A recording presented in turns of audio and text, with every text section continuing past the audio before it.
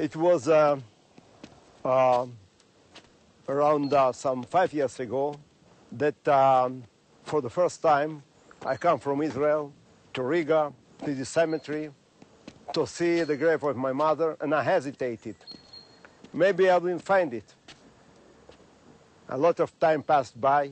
I was a child of 12. So I went more or less in the direction, and all of a sudden I saw it. This small stone, the grave, like my mother itself. It symbolized this miserable part of our life. My father was arrested in 1956 on a false accusation, as it happened with the Jews under Soviet regime. He was in prison, he went in a prison. My mother was broken. He couldn't withstand the injustice of the Soviet regime. He trusted the Soviets, and all of a sudden it happened. So she went in a hospital, and then she left us all together. Okay, as a child, what can I remember, and what a child understands in death? And I remember only one moment of this sad day, people saying Kaddish. I was overwhelmed with the words. I couldn't understand them. I thought there's something sacred, really, that is a prayer that is going to the heaven. And I promised to myself that the day will come and I will know the words of this strange prayer and I will be able to say it.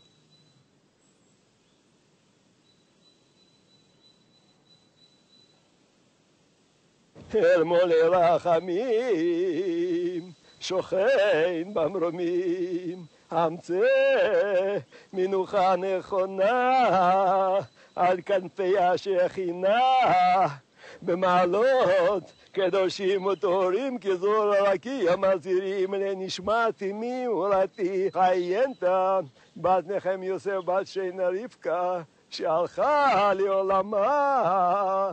בעבור שבלי נדר ניתנת צדקה, ביד הזכרת נשמתה, בגן עדן תהיה מנוחתה, לכן בעל הרחמים, יסתיריה בסתר כנפיו לעולמים, ויצרור בצרור החיים את נשמתה, אדוני הוא נחלתה.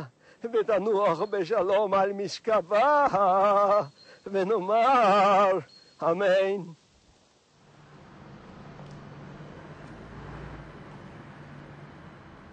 So it is my home place, number 18. Now it is Elizabeth's. That my time it was Kirova.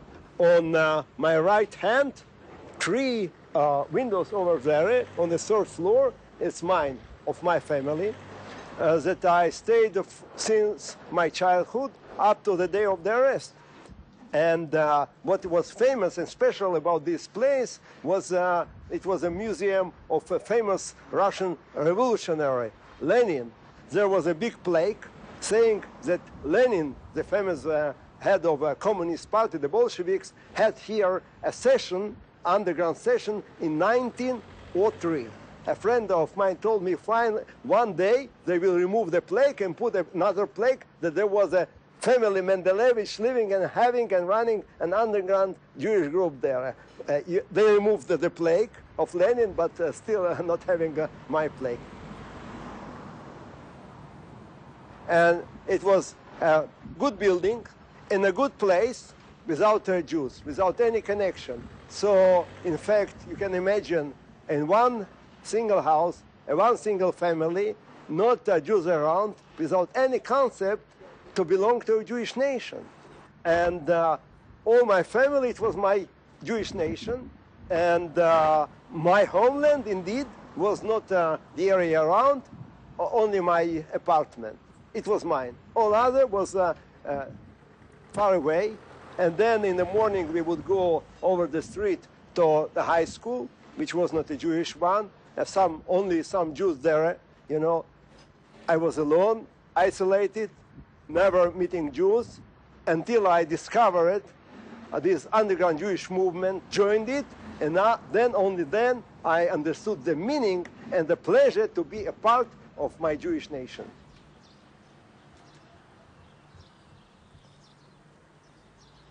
After my father was released from Soviet prison, he was a broken and ill man. He couldn't work. And my mother passed away. So at age 16, I decided I have to support my family. And I went to work in a factory as an assistant of a carpenter. And in the evening, I would go to this high school for so-called working youth. It turned out, for some reason, it became heavily populated with Jewish boys and girls, and I enjoyed it. For the first time, we met for normally, we couldn't, hardly could we meet in this big city of almost 1 million of citizens at that time, with a small group of Jews you can never meet. Then I met them, and then during the lesson, some of them start distributing some underground materials, Jewish materials, telling about Holocaust, about Jewish revival, whatever. It was very interesting. So imagine me sitting during the class, listening with one ear to the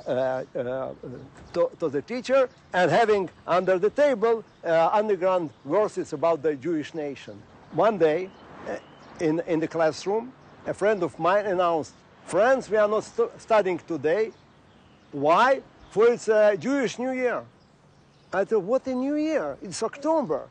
Normal people have it on December. He told, no, it is Jewish one. What, Jews have a different New Year? I was, somehow not only astonished, I felt embarrassed.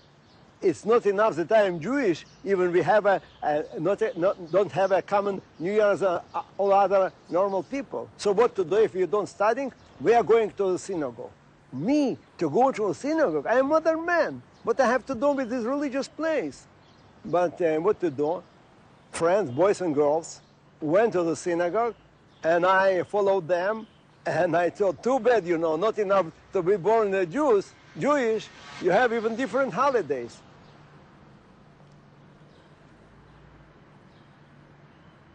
And as a matter of fact, it was the first time that I arrived to this place. Now, later on, it turned out that it was not by chance. In fact, the former prisoner of Zion that were released after Stalin in the end of the 50s and the 60s decided to meet the Jewish youth, for we were dispersed all over the city, never met, and they looked for an opportunity to meet us. Young people, boys and girls together, and they decided on two places. One is a synagogue, and the second one, the place of massacre in Rumbala. So we came here.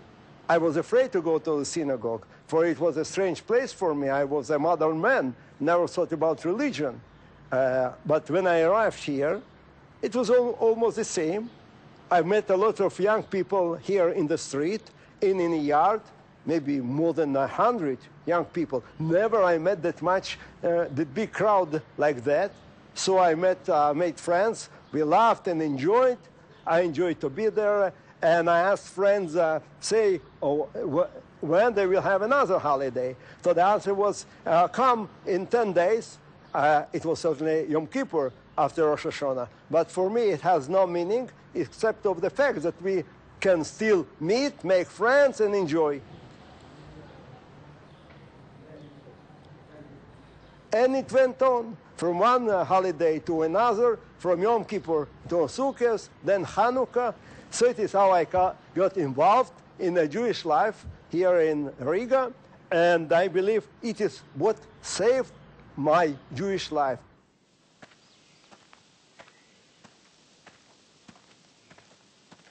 Being in this high school in 1963, I got to know that some Jewish cemetery is being rebuilt. So I decided I have to come. Nobody followed me. I was alone. It was a long way by a bus. And when I stepped out from the bus, I looked around. The scenery was somehow different. There was no cemetery. I felt that they simply pulled my leg. I was very angry that I lost my time for nothing. And all of a sudden, I saw among the trees some people moving.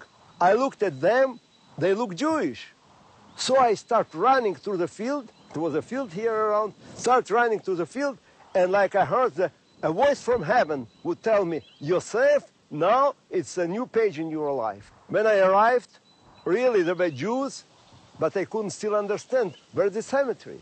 There was some piles of sand, and people there, some maybe 10 of them or 20, would collect the sand with their hands, put in all kinds of vessels, and moving it to another place. So when I followed the people, looked to the place, then it would spill down. It was a long trench, and there were some pieces, small pieces of human bones. Then I understood. It's a cemetery, not a simple one. It's a place of massacre. Later on, people told me that here on Hanukkah, before Hanukkah 1941, some 25,000 Jews were killed. You looked around, 25,000 people. It's that much in this small place. So I saw more trenches and more trenches. It was terrible. I felt I have to stay there.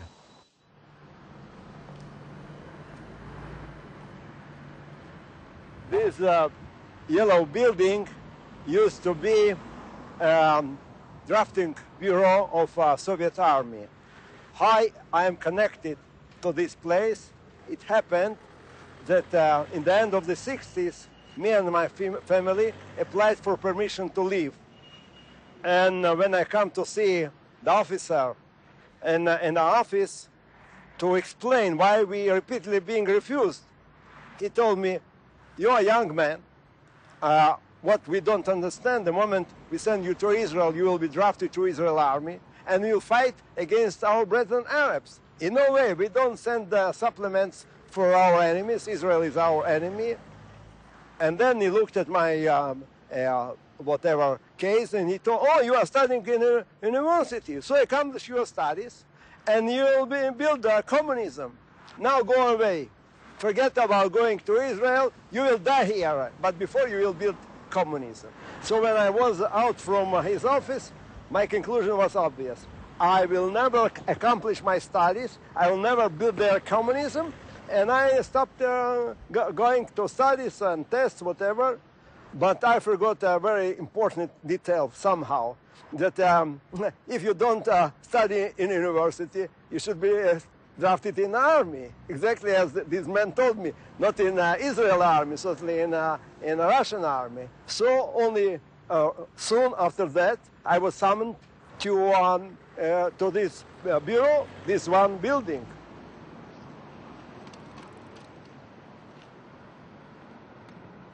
I understood that it's so. You know, I'm like an energetic person. I made decision, not sometimes figuring out what will be the consequences. Exactly the case, you know. If they draft me to a Russian army and I will got approached to their secrecy, they will never permit me to leave. So I thought I have to do something special. I remember myself going around in a room in the evening, at night, feeling that I have to do something. I have to sacrifice. What can I sacrifice, you know? And then it was became obvious to me that it is what I have to do. I told to myself, Josef, you are underground class in Hebrew, in Jewish history. You are teaching people go to Israel. What's the reason to go to Israel? Simply change the geography from Latvia to go to Israel. Certainly, going to Israel would mean to come back to your roots. And your roots is Abraham, Yitzchak, and Yaakov, means the religion. So I told, if you are teaching other people, why you don't live up your principles? But I hesitated. What? I will become religious? It's a sacrifice.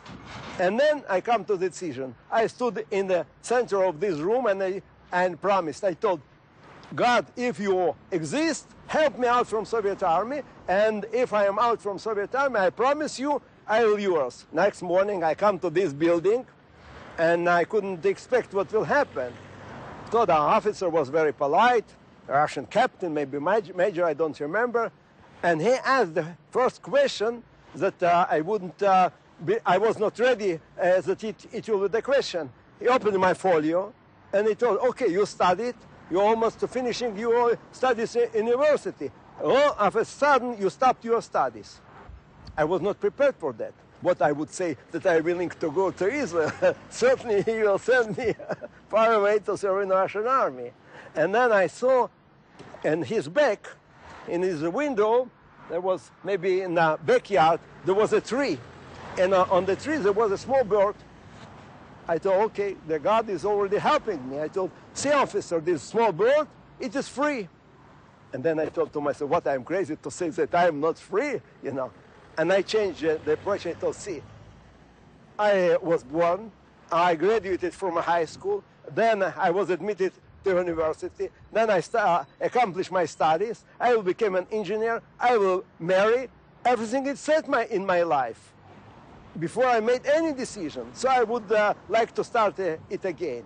And then the officer was confused and told, what, you would like to become a bird? Yeah, certainly, sure.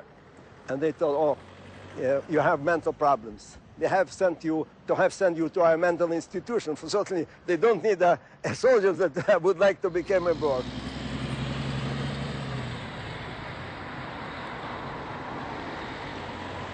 So the officer in the drafting bureau, the Soviet officer, decided that a man that dreams to be a bird cannot serve in the Russian army, and sent me to this mental institution that still exists.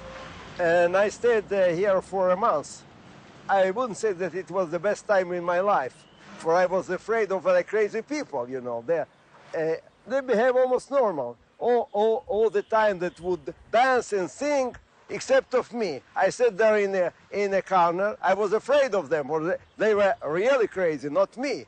And I read this book, this thick book of Homerus. So imagine the doctor entering the room, looking at me and them, who would think is really ill.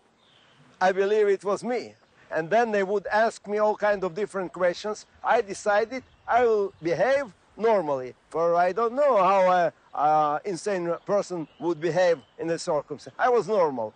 The only questions that they would ask me, don't you feel you are being watched and followed? I thought it's for sure. For at that time we were members of the underground Jewish movement, and we were bothered that maybe we are being followed by KGB.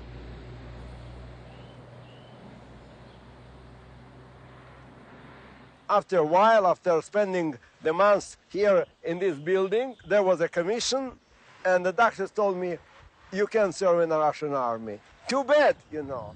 And then I was glad that it was really an achievement. It was what I dreamt about.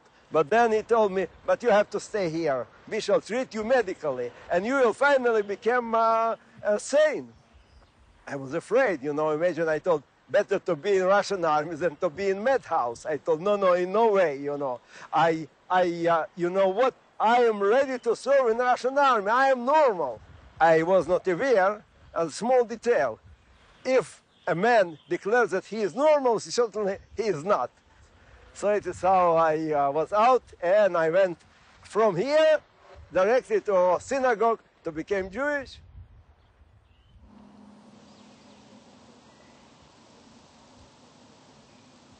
When I come in the beginning, there was only a small group of older people that initiated it. But step by step, people start coming. We would work on Sunday. The whole place was full with young people, boys and girls. And it was one of the reasons to start this reconstruction, to meet people. Here on the graves, people met. My sister met my friend and they married. And happened. The place of death became a place of life. And this song sings, Am Israel Chai. So it was a very outstanding way of reconstructing the cemetery.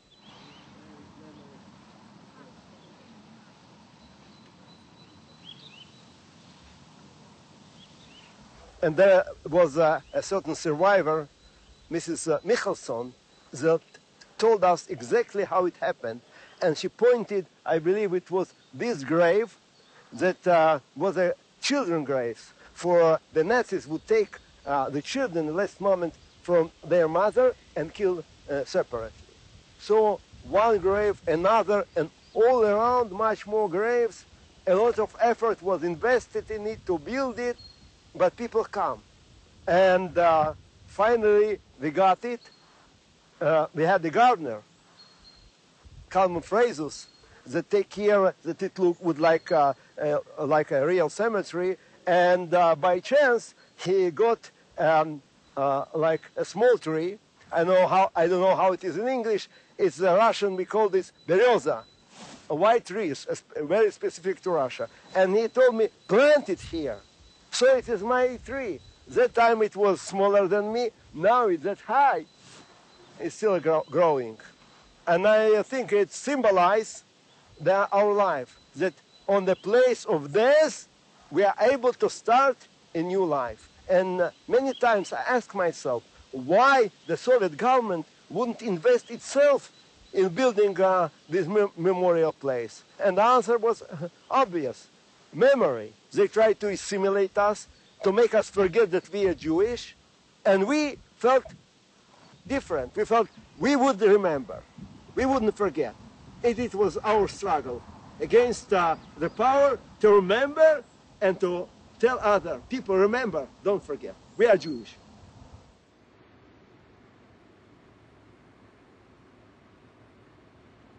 I was born after the Holocaust, but the Holocaust was naturally a part of my life. To begin with, the factor that the bigger part of my family was massacred during the Holocaust, not specifically here in Riga, in Dvins, still in Latvia. We lived in the area close to the ghetto. So people would say, here was this, there was a Judenrat. Like going from the school home, you went through the territory of ghetto. But still, we didn't have the concept of a Holocaust. We did know specific cases. It happened this and that. Only later on, when I became involved in genuine Jewish matters, coming to Rumbula, I got to know much more about that. And specifically, the story of Janis Lipke that saved a lot of Jews.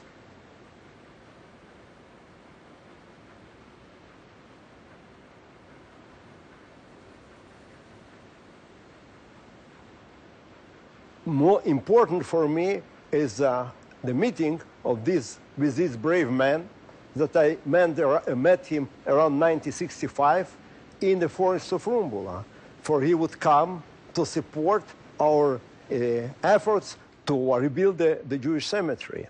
And then I got the concept of a man that can stand against authorities, against the power, not being afraid. Imagine Janis Lipke, man alone, a Latvian, against the Nazis. He was not afraid. And somehow he was my teacher in a courage. When you are doing something human, for human beings, you shouldn't be afraid. A human being, one can oppose and fight in his ways against the power. It was a very important level of my development as a fighter for Jewish freedom.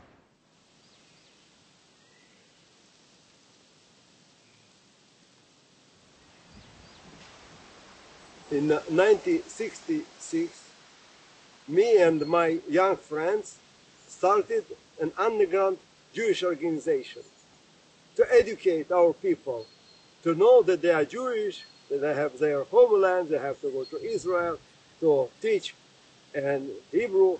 So to have a legal organization, you need a weapon. Our weapon was knowledge and books. It was hardly to get, and then we got one book. It was like a translation from French to Russian language.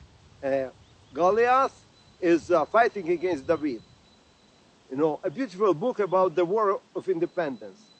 But how to multiply it? We bought finally printing machine in a shop which was not that easy and very expensive. I remember up to that time it was 135 rubles, Soviet rubles. It was an engineer salary for a month. Anyway, we students come together, put together the money, bought this printing machine. Another problem was where to print, you know. For the printing machine makes a lot of noise. I could do it at my house, but I was afraid of my father, for he spent time in a Russian prison before, and he could easily understand that it is penal. I may be arrested for that. So I was more afraid of my father than of police or KGB. And finally, my friend Boris found a solution. He rented like a farmer house like this one, a small farmer house in a forest outside. It was beautiful. For if even you make the noise printing, you know, I put under the printing machine a pillow that it wouldn't make too much sound, but it is all around, no people around, so you can sit and print. So I took free time from my work for a month. I sat there in this house all alone, and from the morning up to at night with one finger, I couldn't print with all the fingers. With one finger, I would print. There was almost 300 pages, you know.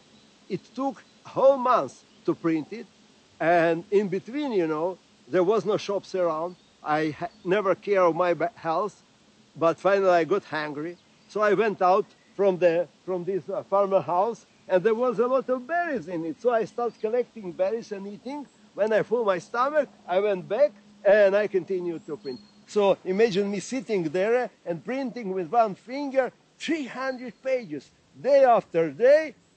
When each time it was immediately after the 6-day war, I felt it is my tank. I am shooting my bullets against the enemies.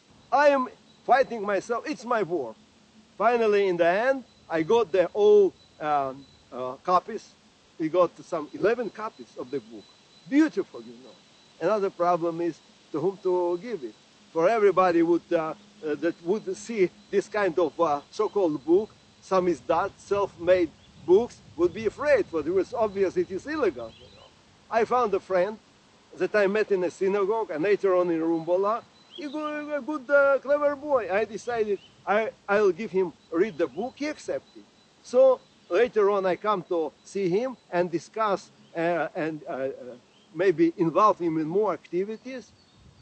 I knocked at the door. Instead, his mother went away outside from the door. It was a big building, some 6 floors.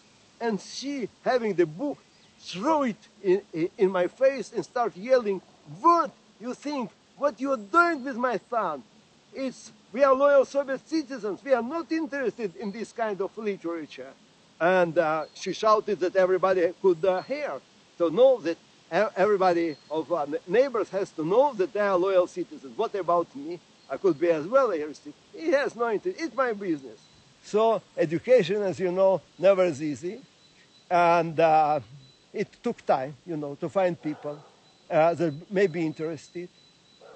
Then we established undergrad groups, Ulpan, to learn Hebrew, to learn Jewish history, and then another group in different places.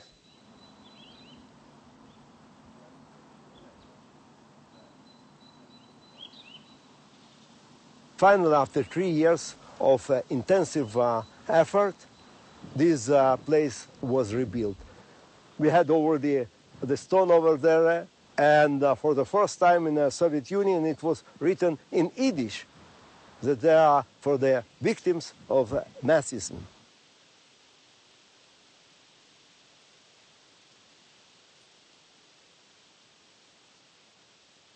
One day, when more or less all the scenery was accomplished, the leaders of the project, not me, decided to have a memorial gathering. People come, hundreds of them, all around in the trees. I believe it was the biggest illegal manifestation in Soviet Union in those years. It was 1966. And then there was certainly police, militia, KGB people, but what could they do? prevent us. They can prevent people to memorize their dead people. So people come and say El Mullerachim here on the graves in a Kaddish, and then people spoke.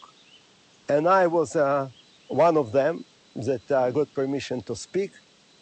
I was very excited. I was a young boy, like 19 years old, and I was a speaker. I spoke to hundreds of people, you know. It's me. And I told friends, look what a miracle happened to us on this put.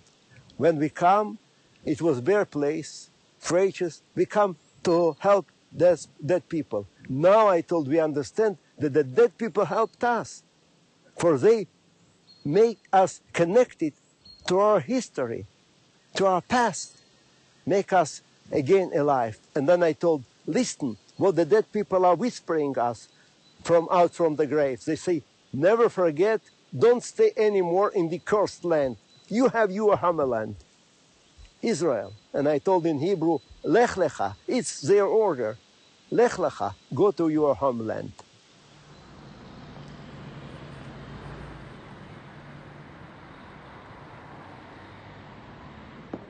So when being arrested in Leningrad airport, in fact, Smolny airport next to Leningrad, and brought to interrogation to Leningrad. Later on, we were removed to Riga for the main activity that I started since 1964, were in Riga, building these underground groups and organization, and even preparing a hijacking. Everything was in Riga. Specifically, they were interested in the declaration for before leaving to Leningrad. I felt that if we may be killed in the airport, or maybe somehow arrested and nobody would know what is happening with us, we have to leave over a document to declare the real reasons of our struggle, that it is for freedom of immigration, etc. And it certainly they were interested to find out more about this declaration. And then all the activities, all the underground groups, Rumbele activities, whatever, were here in Riga, so I stayed there. As a matter of fact, this cell is much more bigger than I was in, twice bigger. Mine was very small. But there's some kind of resemblance.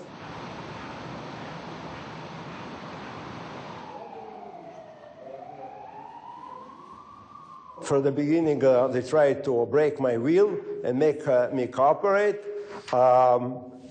And they changed their approach. They understood that intimidating me will never help. I was escorted to a certain officer, Captain Popov, a very polite man. And he told a lot of things, and then he told me, I'm looking at you, you know. You say you are Jewish. You don't look Jewish at all, you know. You are a Russian boy. You got our Russian education. You know, stop talking about Israel. You know, admit you are guilty. We shall not pardon you, but you will get instead maybe 7 years of imprisonment, and back out from the prison, you can become a regular Soviet citizen. So when back to my cell, I start thinking. Living inside in a prison make you forget about step by step. You start feeling that you are a prisoner, and it is your life. Maybe it's the last day, the last month of your life. You have to do something to fight for your freedom, for your life. And then I was afraid of myself. If I start thinking this way, I can be broken. I have to run away from their influence. They say that I am not Jewish. I have to set me being Jewish. And I had an idea. I will cover my head. So I got a handkerchief, and I made knots on my handkerchief, like to put it on the head.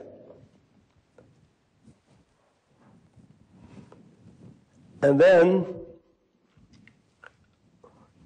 put it on my head. And when being escorted to my officer, he was angry. He looked at me and he told me, "What's happening with you? You are completely crazy," he told me. "Remove this piece of clothes, behave, you're an educated man." So I told, "Yes, really, I'm educated, but I have a Jewish education. And according to our Jewish education, that much that I know, we have to cover our heads. So it is, produce me like a yarmulke or something. If you don't have it, I make my handkerchief." And then I told him the whole story about the Jewish nation, creation of the Jewish nation, Moses and Exodus, whatever. He was finally very angry. And he told me, "Joseph, you think you are smart? You are stupid. For with this cheeky behavior, you are preparing your death penalty. Think again." And he sent me back to the cell. After my first success with covering my head, I thought that I had invented something else that a religious Jew will do. And I decided I will pray. So I wrote a prayer on a piece of a paper. And then I remembered that we have to pray in direction of Jerusalem. I don't know where is Jerusalem, Here, where is the Jerusalem? And then I remembered that there was a book of Daniel telling that certain Jew, some 3,000 years ago, 2,000 years ago, was in some position. He was in Persia, would like to pray in direction to Jerusalem. He has no smartphone, nothing. So he would simply stand in the window and pray. So I decided, I don't know where is Jerusalem, but I will stand at the window and I will pray. So imagine me standing this way, having this piece of paper, praying and looking in the window and asking God, "God, help my nation out from Russian slavery, help my family out, my father and my sisters, and take me out from this terrible place." After a while, the door got open, and guards rushed inside and grabbed me in the wall and told me, "We watch you all the time. Why you stand in the wall, touch the wall, and look at the window? What's the reason of it?" Now it is a window, but that time there were only grates in it. They checked the wall. Maybe you try to take out a brick of the wall like a Monte Cristo and right away. And then they check my pocket. "Aha, you have a secret letter. Now we understand. You try to pass a secret letter to your friends. You have to be really crazy, to think that you can, through the grace, pass a letter." And then they took to an interrogator this piece of letter. After several days, I was escorted again to my Russian friend. It was my prayer on his table. And the translation, Captain Popov was very angry. He told me, "What? You became religious?" He told me. "You've never been religious. Who influenced you?" And I answered, "The God influenced me."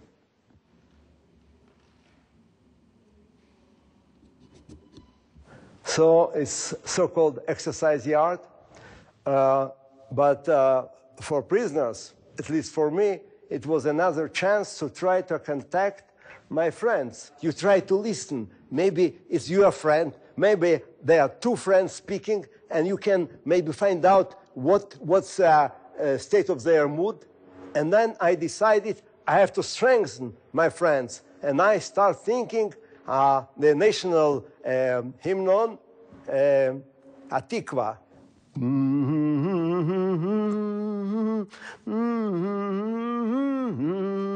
And they answered. I understood. My Jewish friends are over the wall. We sang it and enjoyed for a small while. Then the officer over there was angry and told, "Stop it, you're not possible. You have no right to communicate." Another time, there was a feather, a bird feather, flying very easily. That time, the wall was open. Now, see the bricks, they closed it. But then it was a possibility like to play with a feather. I would blow it, and it would flow over, and the friends returned me the feather, I was that glad. It's like I'm embracing a friend, like it's very close to me. And I felt we continue a struggle, we are alive, we shall succeed. Shir Hamalot, ממעמקים קראתיך אדוני, אדוני שמע בקולי, תהיינה אוזניך קשובות לכל תחנוני, עם עוונות תשמור יה אדוני מי יעמוד, כי עמך סליחה למען תברא, קיוויתי אדוני קיוותה נפשי, ולדברו אוכלתי נפשי אל אדוני, משומרים לבוקר, שומרים לבוקר, יחל ישראל אל אדוני, כי אם אדוני יחסד וירבה עם עבדות, והוא יפדה את ישראל מכל עוונותיו.